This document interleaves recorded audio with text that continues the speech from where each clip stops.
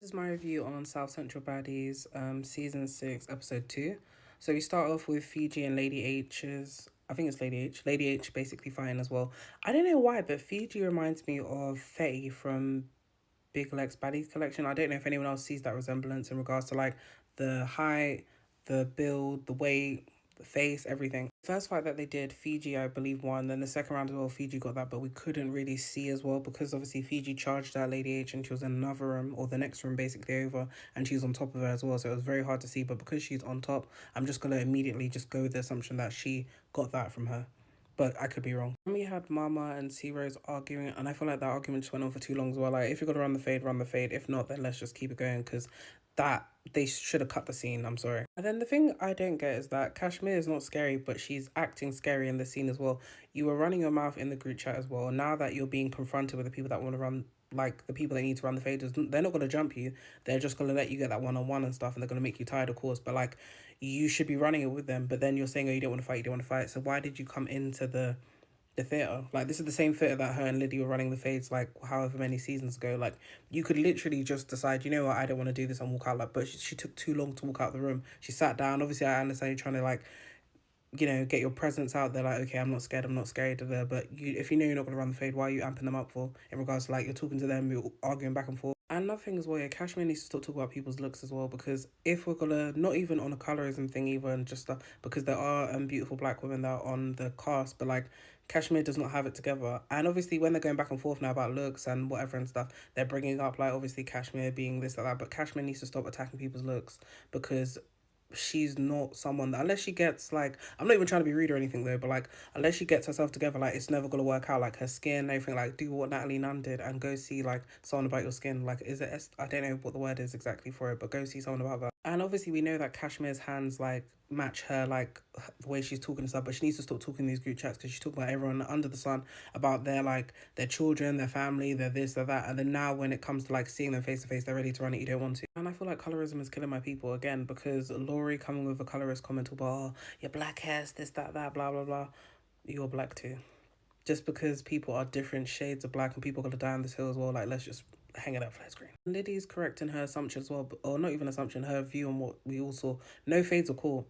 Let's wrap this up. Let's go somewhere else, because why are we all arguing, hooting, hollering? People's breaths are getting hot because they're not even having a bit of water to quench their thirst with. Let's move on to the next city. Do you know what I mean? I'm glad that Pressure is back though. She is TV gold for Now That's TV. Like, she has a lot of stuff to bring in regards to like, even if it's not fighting, it's just the comedic side of her. But yeah, I feel like Pressure should have addressed Liddy as soon as she got in the van, because obviously she saw Liddy beforehand getting on the van, then obviously she proceeds to get on the van, but instead she waited till the van is driving off, or the Sprinter van, whatever the case is driving off, to start addressing this stuff after she, and then bear in mind she's interjecting a conversation with Kashmir and Liddy.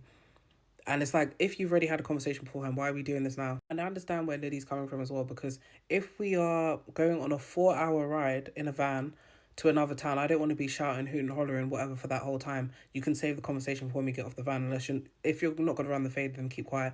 But then also, it's like, if we had a conversation the night prior to this, like for us coming to filming today, why are we doing this again? Doesn't make any sense. And Pressure then hung up the phone on Liddy, whatever the case was. But if we've already discussed this, why are we doing this again?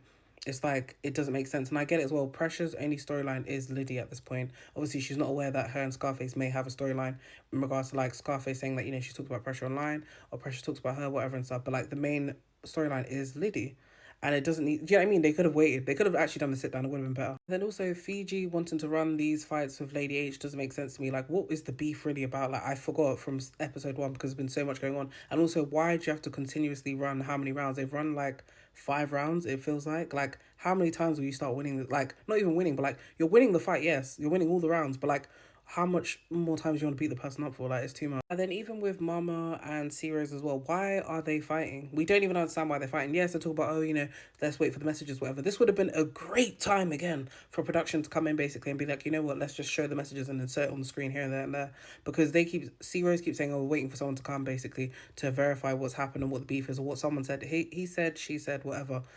Why are they fighting still? They could have held off the fight until the people come. Then obviously you can fight over whatever it is, or have a verbal altercation, whatever. And then obviously Mama won the round against C Rose now after they had all that a lip boxing talk. Then now it feels like Fiji's just picking a fight with Lady H. Like, she is unbothered, she's trying to roll her spliff, and then you're here to, well, do you want to fight again? Do you want to fight again? Then because she don't want to fight again, you decide to spit on her. Like, the spitting is disgusting. I'm sorry, like, it just makes me sick inside. Like, it just makes me look at them like they're dirty, because it is so dirty to spit on someone. Someone is not interested in fighting you, and you decide to try and annoy them and agitate them and spit.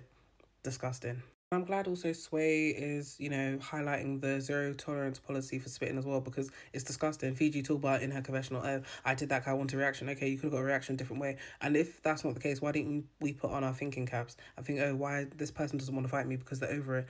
And then just weird shit. And I'm glad Fiji went outside and squashed it with Lady H, because it was weird. Like, and I get it as well, you used to fight round, and this is your first time on TV. I don't know if she's done another show before. I know that other girls have done shows, or some of the other girls anyway, but like, if someone is not interested in fighting you, just leave it at that, because otherwise you start looking like a bully. For what exactly? Like, the person obviously is clearly not interested in fighting anymore. They even said that they have more fades coming, so what's going on? But what I want to know as well, who is Lady H's 10 fades with? Because they should have done like a tally of like the names and then who the people are, potential fights and stuff, because I am not grasping on to who is meant to be fighting who. Then also as well, it's just like, I didn't get it as well, because we're not seeing the group chat as well, so we don't know what people are saying, what potential fights there are and stuff. But I feel like that is something for production or the editors to look into next time, maybe like actually giving us a breakdown of what's going on. And then Ria's acting like a shadow for Fiji when Fiji went outside to squash the beef with Lady H as well. Like, you're just standing there like a decoration. Like, move, man. Move. And then Donya just acting like a fly on the wall. Like, she's just minding her business while everyone's just chatting around her and whatever and stuff. It's like she's treating it like a vacation. Because I even forget sometimes that she's a part of Castle, but I feel like she's also not giving host, but like, because her and Ivory just keep disappearing, that's why. And obviously, at that point when I was writing this, I was 3/4 of the way done with the show. And it's like, barely have seen Ivory, who is the host. Obviously, ET came at a different time, but like, Ivory's not interacting with the girls. So what is the point of her being a host?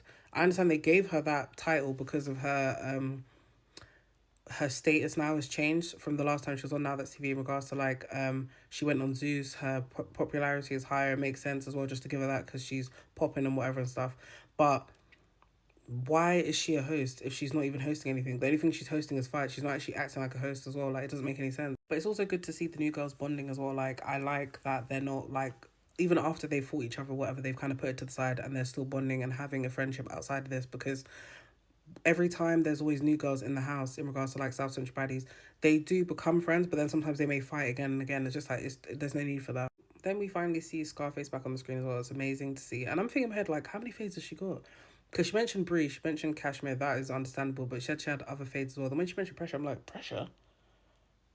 Scarface looks good though. But I would like to see, I don't know if I don't think Scarface even fights Pressure this time, but like, I would love to see Scarface and Pressure, see how that goes. But then also, I want to see Scarface and Cashmere at the reunion, because I'm so tired of this fade like not happening. It didn't happen the whole of this season. We need to get at the reunion.